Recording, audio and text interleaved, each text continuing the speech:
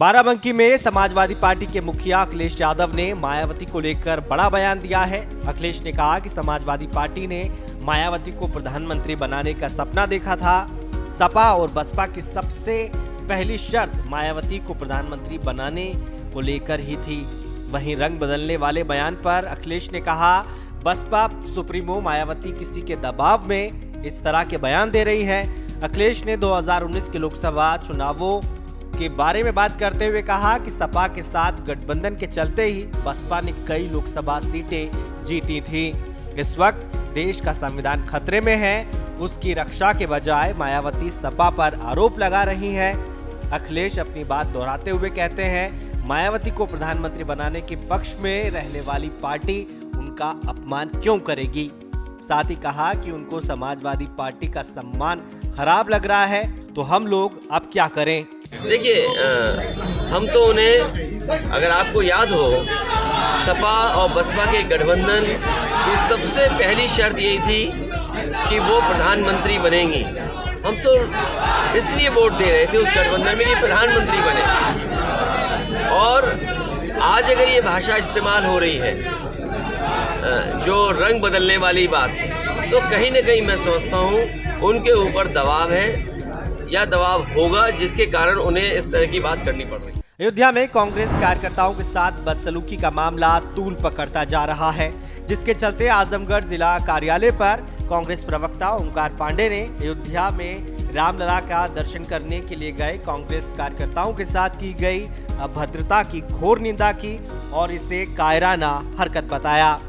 पांडे ने कहा कि प्रभु श्री राम सभी के हैं, उनके दर्शन पूजन का अधिकार अकेले किसी एक पार्टी के लोगों को नहीं है। दर्शन पूजन का अधिकार सभी सनातन धर्म के अनुयायियों का है। कांग्रेस प्रवक्ता ने आगे कहा, प्रभु श्री रामलला का दर्शन करने गए कांग्रेस कार्यकर्ताओं के साथ जिस तरह अभद्रता की गई, उसकी जितनी निंदा की जाए उतनी कम है।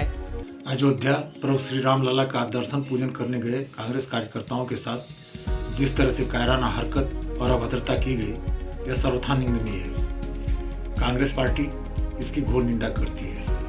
प्रभु श्री रामचंद्र जी किसी एक दल के नहीं, वह सभी लोगों के हैं। सभी लोगों को प्रभु श्री रामचंद्र जी के पूजन अर्चन का अधिकार है। बीजेपी और संघ के लोग प्रभु श्री रामचंद्र जी के नाम का राजनीतिकरण कर रहे हैं, जबकि धर्म निजी आस्था का विषय है। इसे राजनीति से दूर रखना चाहिए।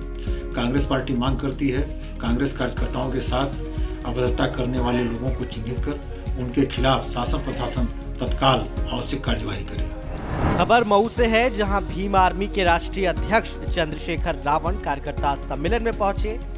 मीडिया से बात करते हुए चंद्रशेखर ने बीजेपी सरकार पर जमकर निशाना साधते हुए कहा, ईडी और सीबीआई का डर लोगों को दिखाया जा रहा है।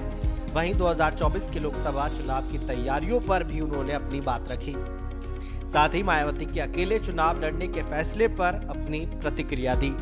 कल हम लोग आजमगढ़ थे, उससे पहले सीतापुर थे और आज हम लोग मऊ। ये इसलिए चलते रहेंगे कि लोकसभा में जिलेवाइज हमारी तैयारियां कैसी हैं। बड़ा चुनाव है और हमारी पार्टी को मजबूती से चुनाव को लड़ना है, जिससे भविष्य में आजाद समाज पार्टी जड़ें मजबूत हों।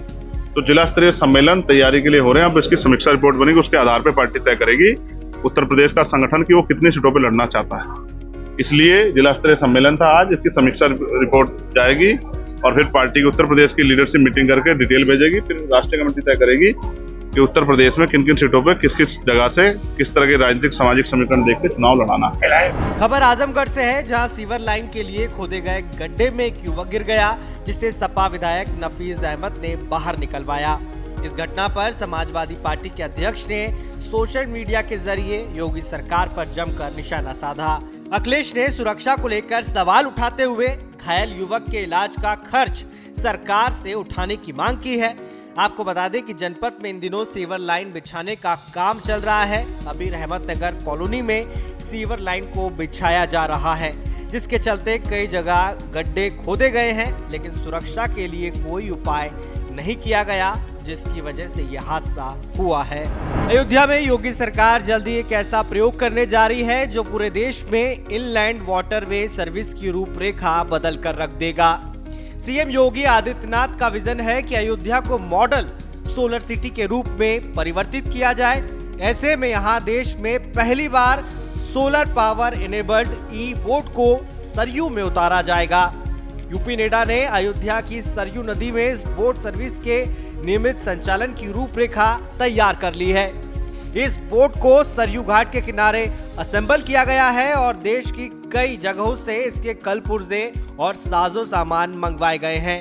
फिलहाल एक बोट को कंप्लीट कर लिया गया है और टेस्टिंग फेज की प्रक्रिया जारी है। माना जा रहा है कि 22 जनवरी को श्री राम जन्मभूमि मंदिर में होने वाले प्राण प्रतिष्ठा कार्यक्रम के पहले सीएम योगी द्वारा इसका उद्घाटन किया जाएगा। आज हमारे पीछे जो आप देख रहे हैं हमारी इलेक्ट्रिक सोलर बोट है, जो सोलर एनर्जी रिन्यूएबल पावर चलेगी और नेडा ने इसको इंस्टॉल कराना है, जिसको हमने प्रस्तुत किया आपको। ये 30 सीटर बोट है और अबाउट 35% एनर्जी जो है वो सोलर से आएगा, बाद बाकी ग्रिड चार्जिंग से होगा। कम्प्लीटली 100% इलेक्ट्रिक बोट है ये एंड कोई आवाज़ नहीं, कुछ नहीं, शांति से चलेगी सरयू पे।